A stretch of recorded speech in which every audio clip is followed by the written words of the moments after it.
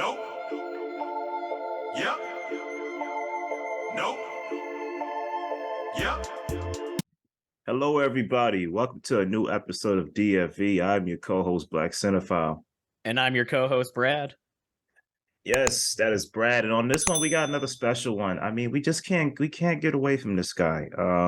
We're going back to the Cage Man. QRSTUVWXYZ!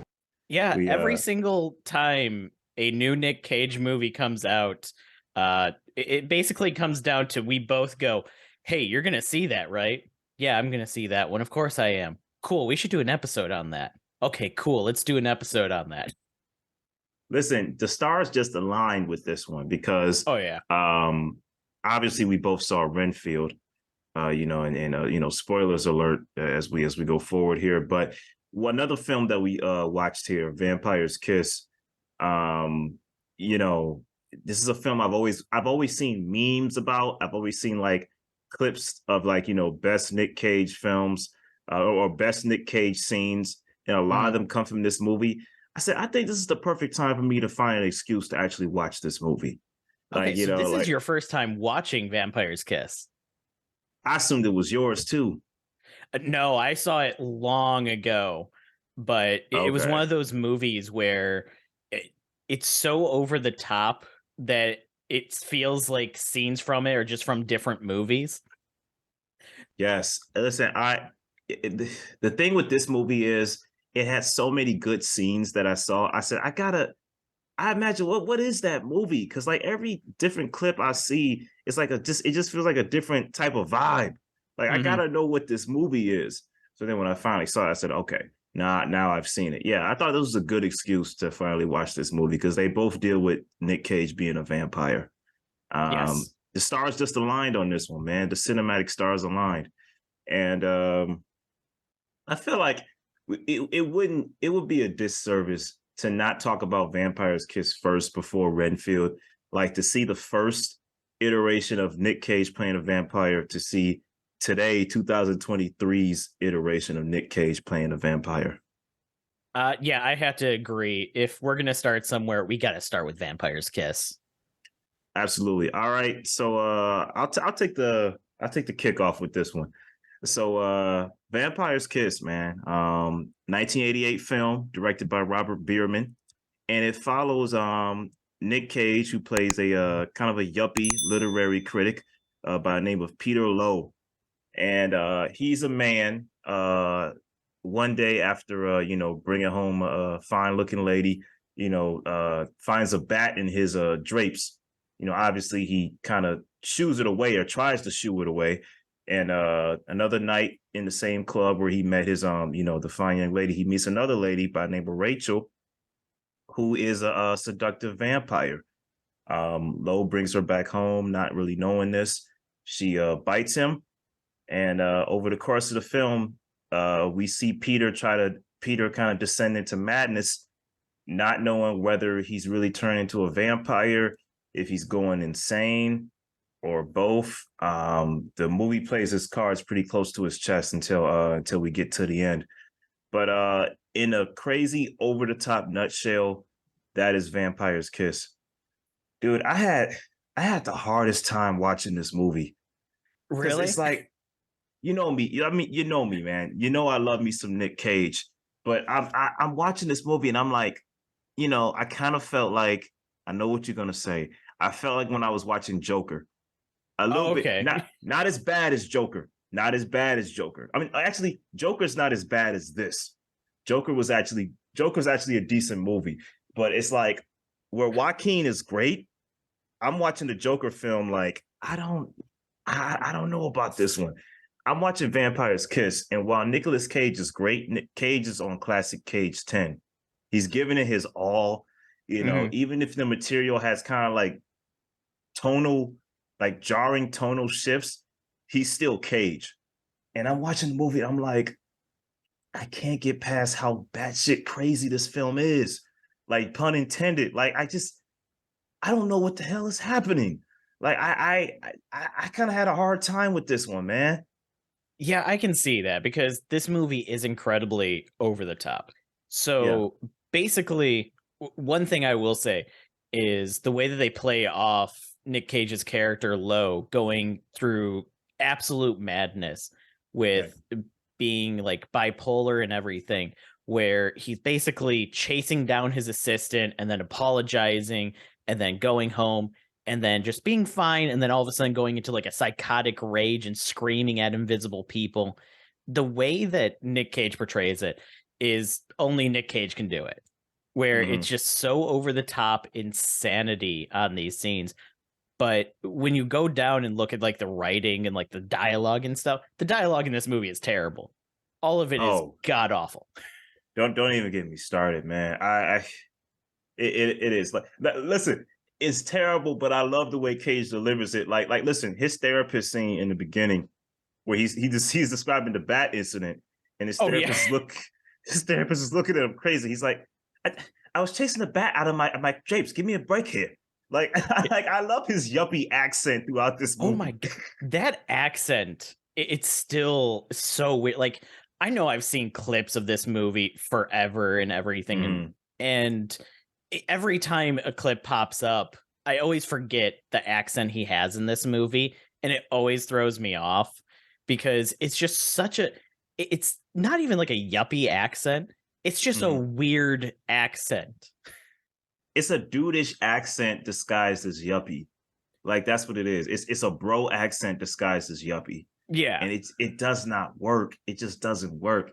I was watching this film, man, and it's like maybe I just wasn't prepared for this because when I see clips from this film out of order, it's hilarious. You know, when he's doing the eyes, like, you know, I don't think I want to see that at all. Like, you know, like that's hilarious. Watching it in context of the movie, I'm like, I do not know what's going on here. Maybe my movie brain, I don't know if it was my critic brain that was on, because I was trying to tell myself, all right, have fun. Like, have fun. But even the fun side of me was like, I don't really know how to have fun with this. like should I be laughing that he's you know, psychologically abusing his secretary? Should I be like saying it's just a movie? Like I didn't know how to take this.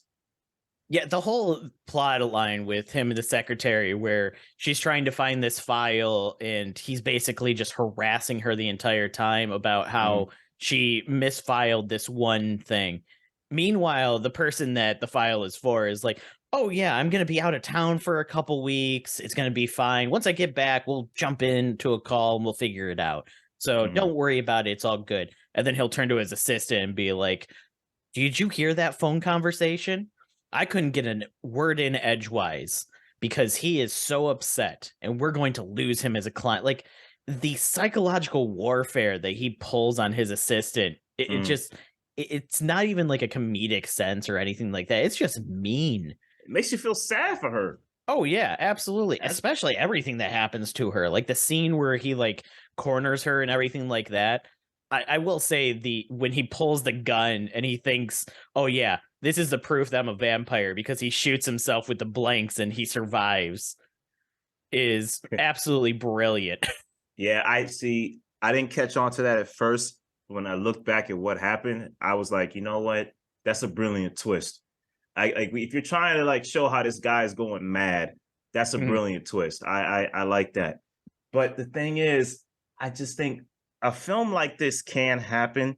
Like there's like the classic kind of criticism you hear from a movie like this is like, there's a good movie in here somewhere. I just think it needed to choose what it wanted to be. I disagree. I don't think there's a good movie in here anywhere, except for Nick Cage's performance being just so over the top. It makes it funny as he's doing that. Like watching Nick Cage chase a pigeon and then grab it and just tuck it into his coat. It's just hilarious. You don't need context. That's hilarious. Having him talk to a pole while it's going back and forth of him like being all professional in a suit talking to his therapist and then cutting to him on the streets covered in blood holding like a wooden spike just going yeah, and then it's just and then you cut to him and I think that really you aren't doing your job properly, and then it cuts back and it's like okay, that's funny, I like it. See, but now if you keep those same scenes you take away the side plot with the assistant and how that goes wrong, and you keep a funny film around all that. I feel like Vampire's Kiss could be great, but because you're going in all these different directions, you're going comedy, you're going horror, you're going psychological horror, you're going insanity. It's just, it doesn't work. A film like this that works without the vampire subplot is American Psycho. Okay, yeah. That works way better, of a guy losing his mind, become like descending into becoming a psychopathic serial killer in the yuppie 80s. That film works as a dark horror comedy. This film doesn't have that type of juice. Yeah, I wouldn't even call this one like a psychological thriller or a horror movie at all. Like, I get that there's some elements of like horror with like, oh, it has vampires and there's some blood and everything, but there's nothing like a horror movie about this. And then when you get to like the psychological thriller part, it's like, okay, so he thinks he's a vampire. It cuts between him having a personality disorder and stuff, but it's not enough to bring like a thriller aspect to this movie. There was no point in this movie that I was like, oh my god, I wonder what's going to happen. It's just a comedy. It's a comedy charading as a trying to be more of a serious horror movie. I think it's a comedy that didn't really know what it was. That's kind of how I look at this movie. Like, listen, like I said, there were great moments within this movie, like the alphabet scene in the therapist. Oh god, like, yeah. when that came along, I wasn't laughing because I had seen that scene so many times. I was like, oh, there it comes. It's like when I went to see The Way of Water, and it's like, this family is our fortress. when You're more pointing at the screen and going, he said the thing. That's the thing he says. He said the alphabet. And when that scene went, I said, okay, all right, next bit. And I kind of like, it didn't affect me when I saw it like in context. But I can imagine watching this movie and he does that, and I'm like, listen, I don't like this movie, but that Nick Cage up there, he's gonna be somebody.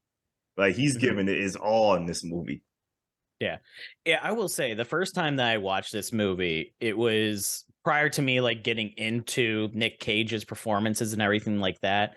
And I will say I absolutely hated this movie. I thought it was the dumbest movie I had ever seen at that point, more or less. Or at the very least, it was on the list of dumbest movies I had ever seen. And then like the cult kind of hit about like the scenes and the funniness and everything like that it has to offer. And I haven't seen it since then, since you basically have the clip of him just saying like A, B, C, D, and him chasing the pigeon around. Like, all those scenes there are like pivotal to everybody laughing at it now. And watching it now with that in mind of like how comedic some of that stuff is, it's still a very bad movie, but it now got to the point that when those scenes came on, just like you said, I was going, there's that scene. And then it was just the scenes in between those that I was like, oh yeah, there is a whole other rest of this movie, isn't there? This isn't just 15 minutes of those funny scenes. There's an extra hour and almost an hour and 30 minutes on top of that. And it's not like the co-stars aren't bad. Like, I love Jennifer Beals as Rachel. I feel like she's perfectly, her over the top matches Nicolas Cage's over the top. Right. With the teeth and the I am your mistress. Like, she matches him in this film. Absolutely. Maria, her scenes are just few and far between. That's the thing. Yeah, there's that too. Maria Conchita Alonso as Alva, the secretary, she's great. Like the co-stars are, the casting is good. It's just the dialogue in the directing isn't, because I don't know whether to laugh or smile, feel sad. The film doesn't really give me the right cues on how to feel. But I want to tell you though, a great scene, and I could tell this was like they were on the cutting room floor and they were just like, you know what, just keep it in. The first time Peter chases Alva into the back, I think he only did it once, but the first time, time when Peter chases Alva into the bathroom, and you have the older lady that goes, what the fuck is going on? Oh, yeah. What are you doing? Right, for a quick moment, as she's walking away, you see her look at the camera and then look off, and it just exit left. I Mhm. busted out laughing watching that. I said, "Dog." They were in the editing room, like, she looked at the camera. That's okay. Take it as breaking the third wheel. Yeah, but I don't think she's supposed to keep it in. It's okay. Or better yet, at that point in the movie, they were just kind of just going, look, man, you saw the rest of the movie. I don't think anybody's going to notice that. Oh man, I love that scene. Like she looks dead at the camera and then looks away as she walks off screen. I thought that was amazing. Um, yeah, and it's just something like that nightclub scene is so disturbing. Like the scene where by this point he's fully lost his mind. He gets the fangs, the fake teeth, Yeah, and the then plastic teeth. It's got to be mentioned that they're like the fake plastic vampire teeth. right, he gets the fake plastic vampire teeth. He's already assaulted his secretary. She's like, psychologically like haunted by what happened. He meets the woman in the club and he literally like bites her. Like that's such an unsettling scene. And cut to that. Then we meet Rachel, and Rachel kind of gives off that she ain't a vampire, but they had a fling before, and he kind of has a breakdown trying to say, "Look at her, she's a vampire. She's a vampire." And he kick him out grabbing the her club. face and like trying to open her mouth, like, look at her fangs. She's got fangs. She's a vampire. Yeah. Yeah. By that point, I was like, I just don't know where this is gonna end. Like, I was like, how does this end? And, as I'm watching it, later on, you get that little hallucination he has. Listen, my patience was already tested by this point, but I just couldn't watch that scene. I watched it, but I was just kind of like, I was on autopilot as he was going through all that. Are you talking about the back and forth with him, like thinking he's having a conversation with his therapist? Yeah. Like, I just didn't get it. I understand all of it's happening in his head, but I was like, I don't know where this is going. And then in the end, when Alva tells her brother Emilio what happened, Emilio comes over, like obviously justifiably angry. And when Peter is like, hey, kill me. I was saying to the screen, yeah, kill him. Because this is the end. It's just let's just be done with this. End the movie. Come on, just kill him. Yeah, then he sticks the stake in, and it just ends as crazy as it could. Like I don't feel like you could find another way to end this movie unless you could say it was all a dream. Peter still. Yeah, go ahead. Yeah, it basically has that same kind of ending as The Room, where he just dies, and then that's it. That's the end of the movie. Say okay. You know what thing about The Room? From scene one, you know what's happening. That's true. You know what you signed up for. This movie from scene one, it whips and wops, and you're just like, I don't know what the hell this is. Yeah, it's a no from me, dog. I was gonna say two. I was gonna say 2 because it's Cage, but I gotta go 1.5. It's a no from me. Oh, this is a 1 out of 5. This is a god awful movie. Like even Nick Cage's performance can't really save this one. It's over the top. It's got the 15-minute. If you want to see the best parts of this movie, there's probably like a 15-minute cut edition of just all the funny scenes. That's all you need to see. And the rest of it is terrible dialogue, unconnected storylines, basically him just terrorizing his assistant in every way possible. It's just not fun. The only good parts of this movie are those funny bits. The rest of it is very forgettable. And honestly, by the time, this time next week, I'll probably have forgotten everything else about this movie except for those scenes that, of him chasing down the pigeon or him getting the teeth and, this is $20. Well, what can I get for this? Well, these plastic ones are $3.50. And then him ripping the bag open with like just such veracity to get those teeth. And those are the scenes I'll remember. everything else I'll have forgotten again until eventually somebody else brings up this movie. Hey man, you're one of the lucky ones. This film is forever singed into my brain for a while. It's like when you watch a bad movie, like I forgot all about jujitsu, and that's fine. But it's like when you watch a bad movie and it's like you can't get it out your mind, it's still stuck there. Like, I don't know. Maybe that's a testament to how bad it is. Like Dungeons and Dragons, I forgot about that the next day. You know what I'm saying? Like, it just like this movie stuck to my mind a little bit. I'm like, man, that was trash. Yeah.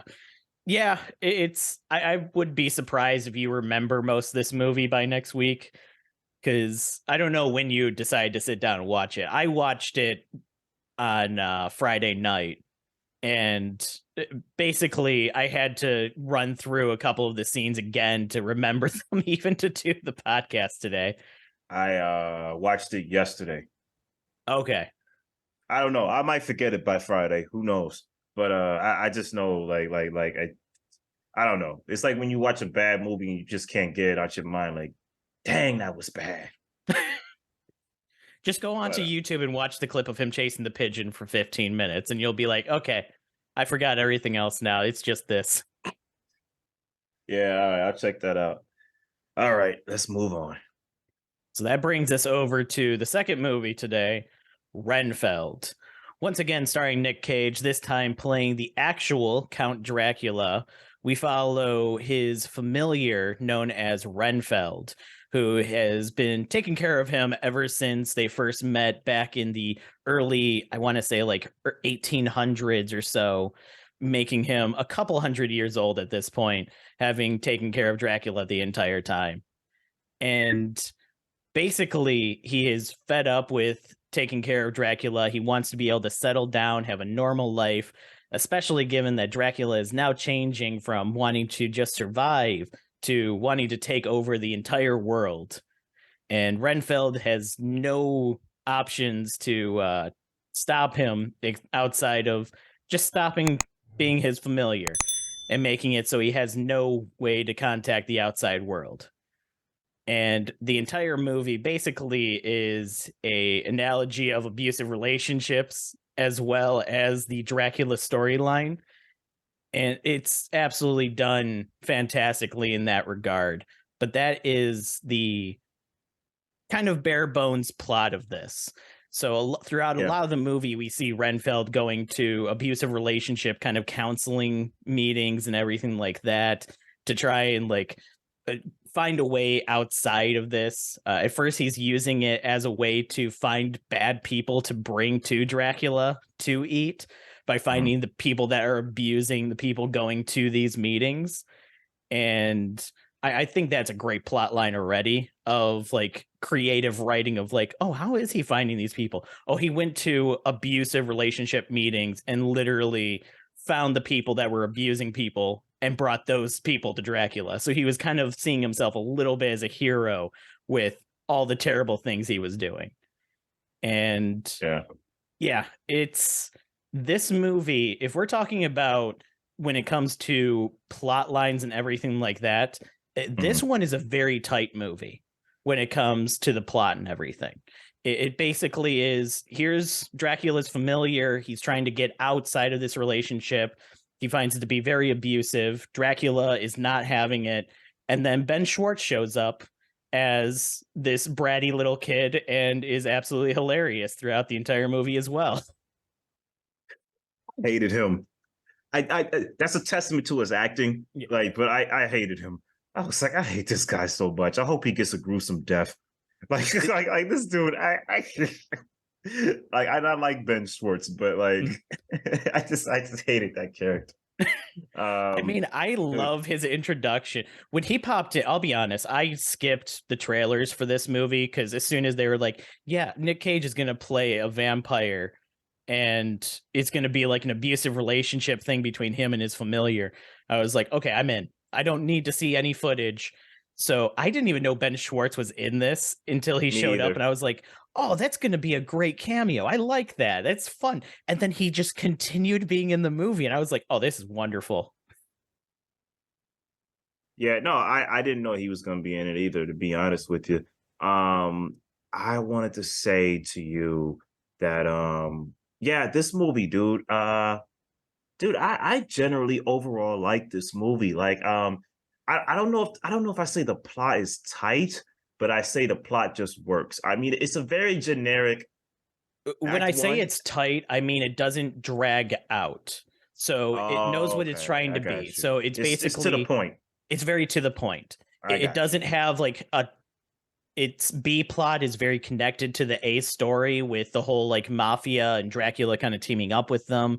It makes sense for everything. It doesn't stray away. Like there is a little bit of like a love story in here, but the movie doesn't completely like stomp on the brakes for everything else in Hmm. order to tell that. It's very tight in Hmm. that regard that it's telling this story about Dracula's familiar trying to rebuild his life and it sticks to that. Yeah, I looking at this movie, man. I mean, overall, I loved all the elements about it. Like I like the structure of Renfield going to like in a a meeting for people who have been emotionally abused in their life, or Mhm. just abused, and looking into his relationship with Dracula, where it's like if you really look at it, that's a very abusive, toxic relationship. Like that is what that is, Mhm. and Chris, our man, The Walking Dead and Invincible, Robert Kirkman came up with like the screen story for this, and I'm like, this is such a Robert Kirkman story, man. Oh, it is. Like from the humor, I know Ryan really wrote the script, but like from the humor to like the premise, I said this is a Robert Kirkman story. Absolutely, there's room for like emotional like pathos with the characters, and there's a lot of blood and violence, Oh yeah. almost to like, and I gotta talk about the violence. Well, you know what? Let's just go there. Dude, I love the gore in this film. I love how it was all. I love how like as it kept going on, it got more and more cartoony, Mhm. and that just made it like that just bust. That just made me bust out laughing at the screening I went to. Oh Like yeah. it's just so over the top, but it's like it's over the top where it's like even if you're a person that don't like gore, this will make you laugh because the film doesn't take itself seriously when it comes to the gore in this film. Like outside of one moment where Dracula kills Renfield's friends at the meeting, which is a very which is a very dark scene because you know it makes you hate the character, which you're supposed to do. Mhm. Outside of that, the gore is just funny in this movie. Like that one scene where Renfield he rips the guy's arms off, and the guy's like, "What the?" Oh yeah. He throws the arms as literal knives to ping two guys who are trying to go after Aquafina's character to the wall. I'm like, yeah, you're not supposed to take this seriously. Like Yeah, this is when it comes to the gore in this movie, if you are very queasy on gore and everything like that, it gets pretty bad. But at the same time, it's all done in such a comedic sense that that lightens it a lot. That so when it comes to a lot of like gory movies and stuff, typically I have a weak stomach for that when it's like very like slow and everything. okay. But this one, I was laughing the entire time because it's very fast, action paced and everything. Like him ripping somebody's arms off. In normal context, it's like, okay, that I don't like that at all. Instead, I couldn't see the screen because I was laughing so hard. The man whose arms wouldn't be ripped off wouldn't have a moment to observe, Right, yeah. uh, make a phrase, and then take two steps and still be walking. Like, come Mhm. on, man. And those arms wouldn't be used as knives to pin somebody to a Right. wall. Like, Yeah, the I scene where he's going from one floor of the apartment building to the other, and he just smashes right through somebody. He's just waving to Aquafina's character in like slow motion. It's hilarious. mhm. Yeah, it is hilarious. It's very funny. I want to say, dude, we already knew this was going to happen, but the casting, dude, I mean, listen, Nicolas Cage is terrific as Count Dracula. Oh yeah. Like, because like, you're taking this character, which I didn't know if the film was going to play him as a straight villain or a villain that you feel sorry for, or a villain that's three-dimensional. No, he plays Dracula as like, like an asshole, like a The old narcissistic person. horror icon Dracula. That's exactly Mhm. what we get. Right, right. Through a cage lens. And I like how at one point, and I like how this shows the relationship between them. Renfield is like Dracula's like, dude, where are my cheerleaders? And Renfield was like, well, do you want a male or female? I like how Cage just goes like, I don't care about gender. It's not about that with me. It's about the chase. And like I like how like they've had this conversation dozens of times over decades and centuries. like it's not about that with me. And like they have such a classic code of like such a classic manipulative relationship. And I like how he tortures him like cutting open his stomach. And he says, "Oh, you seem to get me misunderstood. There's their world and their morality, and then it's mine." Yeah, man, I love their relationship. I think Nicholas Hoult was terrific as Renfield. Oh, And absolutely. yeah, and I like that one scene where he confronts Renfield at the motel, and it's funny, but it's sad at the same time. Where Renfield he holds the book up to him like it's the cross, like I know exactly how to fight you. You will not overcome me. And then you just see Dracula just moving closer and closer up to him, and like you feel sad for him because like this guy has a psychological hold over him. Not that he's powerful, not just that he's powerful, he psychologically has a hold over Renfield. Oh yeah. Yeah. Yeah, it's even like shown in the beginning of the movie when we're first kind of introduced to them, where there's vampire hunters going after Dracula. They basically have him pinned down, and Renfield shows up, and Dracula goes, "Look, you've done terrible things. Who's going to forgive you for those? These guys or me? I'm the one that can protect you. I'm the one that you need. These people can't do anything for you." And it's literally abusive relationships 101 on the kind of verbiage he uses and everything. I love when he goes to the abusive relationship kind of meetings and everything, and he's listening to the people and he's going, "Yeah, I understand." And then he starts like talking during one of them and going, "Yeah, and if I don't help him, he can't reach full power." Yeah, that's great. It's a weird way to phrase it, but you get it. Like, that's so weird. Why would you say that like that? But yes. Right. Oh man. Yeah, man. And yeah, you're exactly right. And I love the scene where he finally like gets a hold of him after taking in some of Dracula's blood. And he's like he's like just beating the crap out of him. Like that's such a great, like, I don't want to say crowd cheering moment, but that's such a great moment for his character where he's taking back control of his life. And in the context of the film, I think it's a very powerful character development moment. Yeah, man, I felt like this film for what it was pretty good. I felt like it was just the right pinch of like over the top violence, just the right pinch of comedy, just the right pinch of horror. Aquafina I thought was pretty great. Yeah, I think her character was a little underutilized in some scenes, but the scenes where she's front and center are absolutely fantastic. I felt like she was right where she needed to be. I feel like as a B plot, she was right where she needed to be.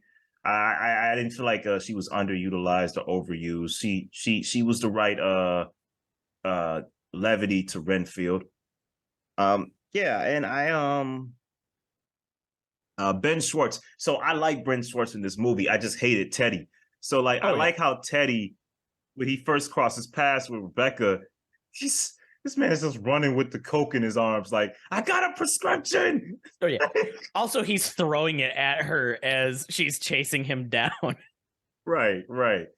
I was like, this is too much. This is hilarious. Like, I like how this film knows what it is. It knows it's a high comedy. Like, see, watching this film reminded me of another Nick Cage film, Kick-Ass. Oh yeah. How Kick-Ass had those great over-the-top violent scenes, great comedy, and some great emotional character development as well. Like I kind of got the same vibe watching this. Yeah, I can agree with that, because when it comes to the kind of like emotional development in this movie, it's not over the top on that. It's not in your face on it, but it does feel right for the characters. It does feel like the right progression for these characters, especially when you have like the love story between Aquafina's character and Renfield, where they're kind of getting to know each other a little bit. and you have Renfield kind of being a little bit cryptic with his like job and everything that he does for obvious reasons. And then you have Aquafina as the cop kind of having to be like, oh yeah, and the way that you just tore that guy's arms using a dinner plate, how did you do that? Well, it's a lot of training and stuff. Were you like in the armed forces? Yeah, something like that. Yeah. He said he was military. That Yeah. military, that's what it was. I like the attributes that he gets his power from eating bugs. I thought Yeah. that was pretty inventive. A pretty inventive way of him to grow power. Yeah, because it adds a little bit of tension whenever he because he's a clumsy person by nature. Right. So he's constantly dropping the canister of holding all the bugs and everything like that. So he has to find other way. When he looks through the window and sees the ant farm, I knew that was going to come into play. As soon as they brought the ant farm into it, I was like, oh, that's going to be something later. I guarantee the way that they're focusing on that for an entire scene, that's going to come back into play. And when it did, I burst out laughing. It was absolutely fantastic. This movie has a lot of great payoffs to scenes, and they work every single time. I don't think there's a single time where I was like, oh, I can't believe they're bringing that back. No, I was smiling ear to ear on every reference that they brought from earlier parts in the movie. I like how they inserted them in the classic scenes from the original Dracula in the beginning with the montage. Yeah. And I like how, Renfield is like, you know what? We had some good times. And, there was moments where him and Dracula are smiling and laughing.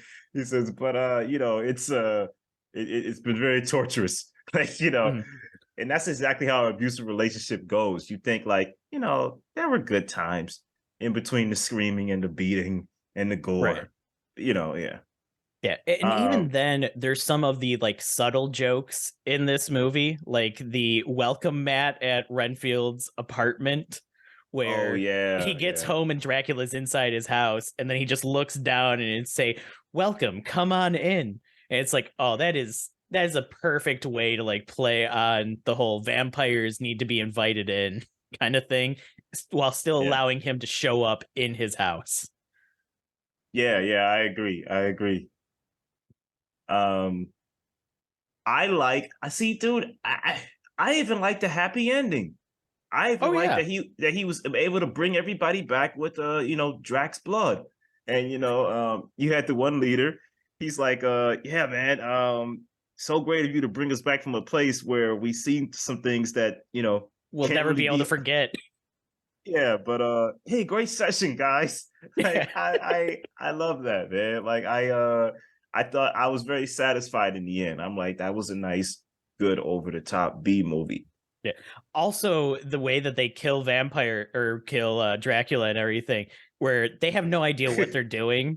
So they're basically, they grind him down, they hack him up, they put him into cement, they put that cement into like holy water, and they're just trying anything and everything that they can think of, because they're like, I'm not sure if this will actually work or not, but at the very least, it's going to be a hell of a time before he comes back. Right. Absolutely. Dude, we can't help but be proud of our boy right now, man. He's getting the comeback of a lifetime. I mean, we got this, we got Pig, Unbearable Weight of Massive Talent. What's another Cage film that's recent? A recent one. I'm trying to think of what else, but yeah, he's on a renaissance right now when it comes to his film, and I'm loving every single one of them. Yeah, Mandy, all of it, dude. Like I'm loving it, man. It's like one of those rare moments in life, like, and you can see it happening with Brandon Fraser and Keanu Reeves, where the great actors of our childhood, or like growing up, they're getting their just due. They're getting their comebacks. Yeah, and I gotta say, the Nick Cage comeback story is probably one of the ones that I was hoping would happen for the longest time. And he's getting hit after hit with this one. And I cannot wait to see what he comes up with next. Because, yes, he's in some movies like Jiu-Jitsu, but at the same time, for every Jiu-Jitsu, we have a Renfield, we have a pig, you know. I mean, it's a he's good got to balance. pay the bills. You know, Right, he's got yeah. to pay the bills. You know, it is what it is. It's all right. But yeah, I gotta believe that he probably got the script for this one. It was like, so we want you to play Dracula. I'm in. No. What? It's a screenplay by Robert. I already said I'm in. You don't have to sell me on it. I'm in. I get to play a vampire again. This is a job to me, man. I'll do it. Right? Yeah, It's I'll do okay. it. Even if you cast me as a cloud in the sky, I'll do it. I'll do. Yeah. Oh, Yeah. I absolutely love it. And yeah, when it comes to this movie, the comedy is on point. The acting is absolutely on point. When it comes to the story, it's very good. It's clean. The dialogue is good. It's clean.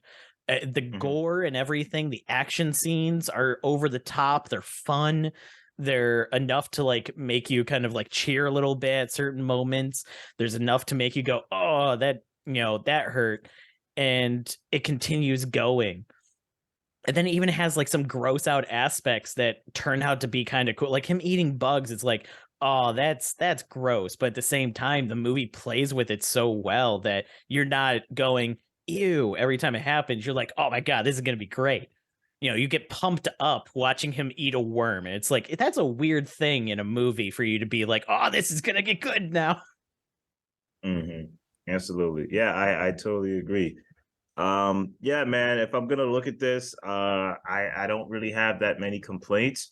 I think this is a great B movie, and I give it a straight 4 out of 5. I give this a 4.5 out of 5. Yeah, like you said, I can't think of complaints on this one.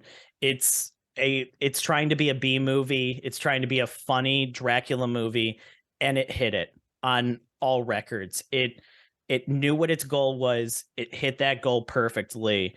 And it's going to be one of the movies that'll be in my rotation like every couple of years of, hey, I haven't seen this one in a while. Let me throw it on in the background.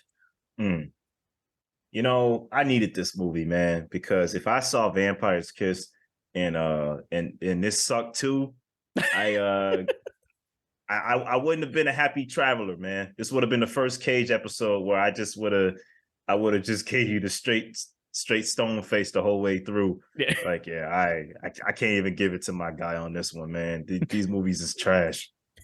What if I got in the text for me? I can't do this episode, man. I can't. I'm sorry. Like, I know we love our guy, but I can't come with the energy, man. It's not gonna be there. But yeah, man, I mean, I already knew what it was. Renfield's the winner, of course. Oh yeah. It's the clear winner by a landslide. If you haven't seen this movie, you know, by all means, check it out. Even spoilers aside on this podcast, it is such a fun movie that even when you know what's coming and what's going to happen, we didn't go through all the jokes. There's so many great jokes in this movie that if we were to go through every good joke, I think we would be repeating 90% of the script of this movie. It just lands that well. Yeah, absolutely. I totally agree. Yeah, I thought it was great. Absolutely. All right. Moving into after show topics. What have you watched lately? So lately, I decided to sit down and finish watching the Star Wars: The Bad Batch, which was the animated Star Wars show.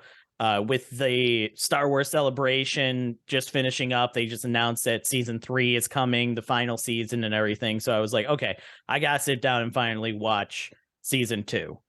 And watched it, absolutely loved it. But as a Star Wars fan, I was already a fan of the Bad Batch and the whole concept behind it. So it was kind of hard pressed for them to release a season I wouldn't enjoy of this one. Okay, nice. I recently finished the new Netflix series Beef with Stephen Yeun and Ali Wong. Dude, I loved it, man. I loved it. Now, when I watched the first 5 episodes, I was like, this is good. This is funny. It's very Shakespearean as the way things are like kind of like happening. All because of a road rage incident. And then when I watched the last 5, I'm like, well, how are they gonna make this into a whole show though? Like a whole 10 episodes. And dude, the way the plot moves, the way the characters dig themselves even into a bigger hole, it's just in that ending. Oh man, it's such a terrific ending. I tell you, if you got some time on your hands, check it out, man. If you can watch it with a friend that has a Netflix account or something, I caught it from somebody. Great show. I mean, terrific show. Yeah, you mentioned that one last week, and I actually pulled up like the trailer for it to watch it and everything. And I was like, okay, it seems interesting and everything. And you were saying that it was really good. So I know that I'll have to watch it. But based on the trailer, I was like, okay, it seems like an okay show. But Anthony was really in on this one.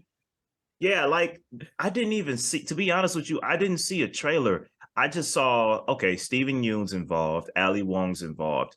Even though I don't know Ali Wong's comedy, people like her from like, her comedy and Tuca and Birdie.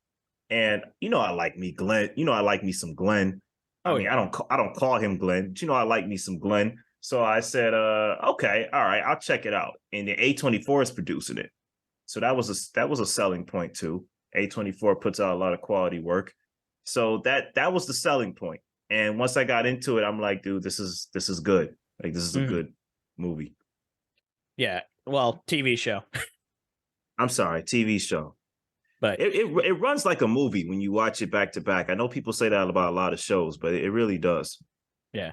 See, that's one thing that when it comes to like streaming and everything, because binge culture has become such a thing that shows are now made where they're laid out to be watched in sequence. You're not supposed to take the breaks. You're not supposed to take that commercial break every 30 minutes anymore. I ain't gonna lie, taking a break in between the first 5 episodes I watched and the next 5, it did good for my experience of the show. If I had watched all of that in one go, it still would have been great. But because I took a little bit of a break, saying, okay, first 5 here, let me get back to the work week and everything. Let me watch the next 5. I was like, that good little break I had in between, it made for some good watching.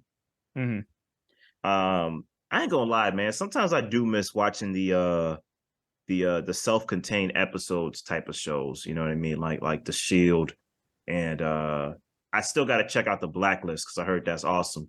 But the shows that's supposed to be streamlined and watched all in one go, they're still good. But I feel like it's up to you where you want to stop. You know what I mean? You don't have to go by the binge model if you don't want to.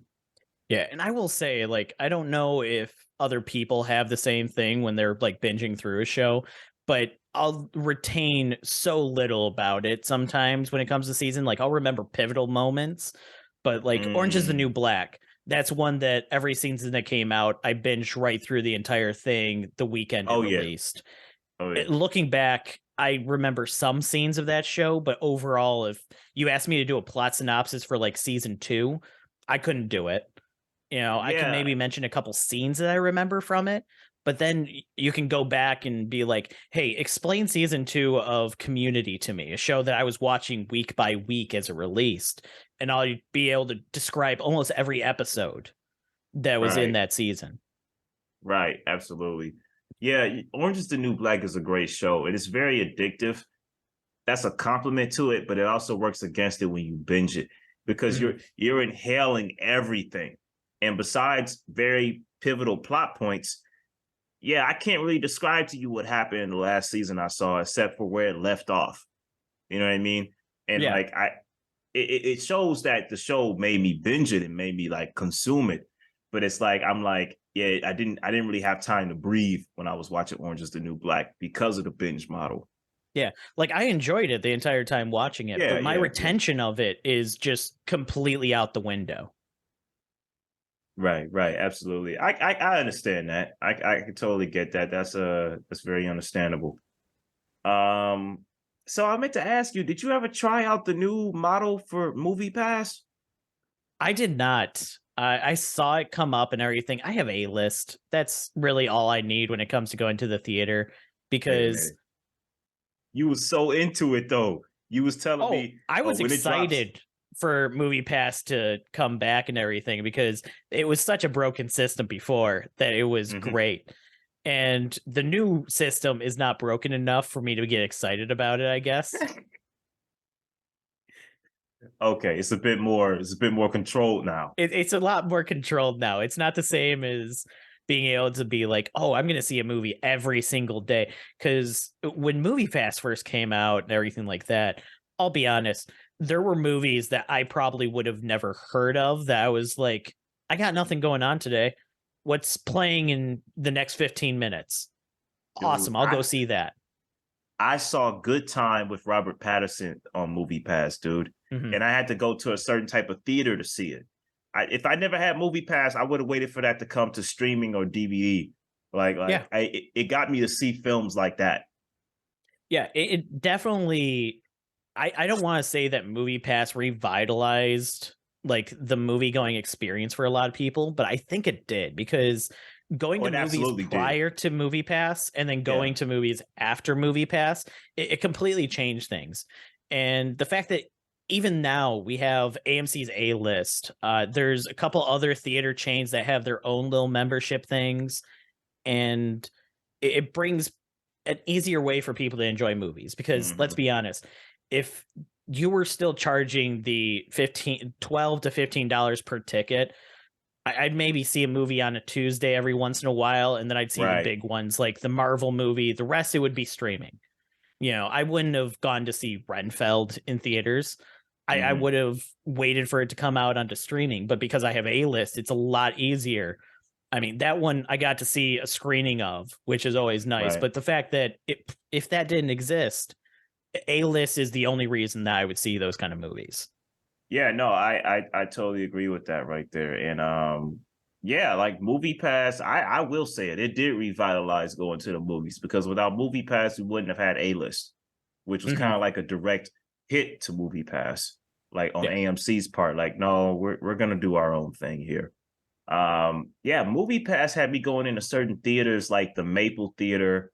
There was another one in Birmingham, Michigan I went to that I wouldn't have gone to these places because of the price, but I just strode up in there like, all right, I got my Moviepass, oh, these are nice seats right here. Oh, okay. Yeah. I felt like I was the man. Yeah. I'll be honest. I even did like the roundabout ways of getting like the IMAX tickets using Moviepass, where you just buy a ticket for the same movie, like in a standard. And then you'd go back to the counter and be like, hey, actually, I want to just upgrade my ticket to the IMAX one. Can I do that? And then they do the refund and you just pay the difference right there with your credit card. I did that so many times to be able to get into the IMAX versions of movies with that. And at that point, it was maybe like $2 or $3 out of my pocket to go see something in IMAX. And that was amazing. Yeah. Yeah, man, dude, you don't know how much I flexed with that red card.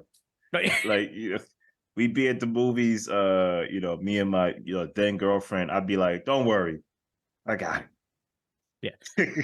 Says you still got to pay for her ticket. I'm like, yeah, all right, let me pull out.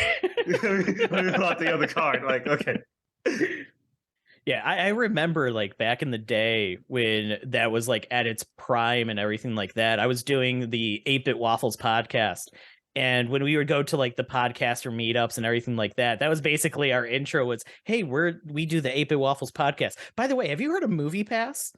It literally was like our star kind of thing that we would absolutely love telling people about and talking about, because it was one of those things that revitalized movies, because all of us were able to go see movies very easily with that. Because I can't remember, it was like $10 a month and we could see every single new movie that was coming out, all of them.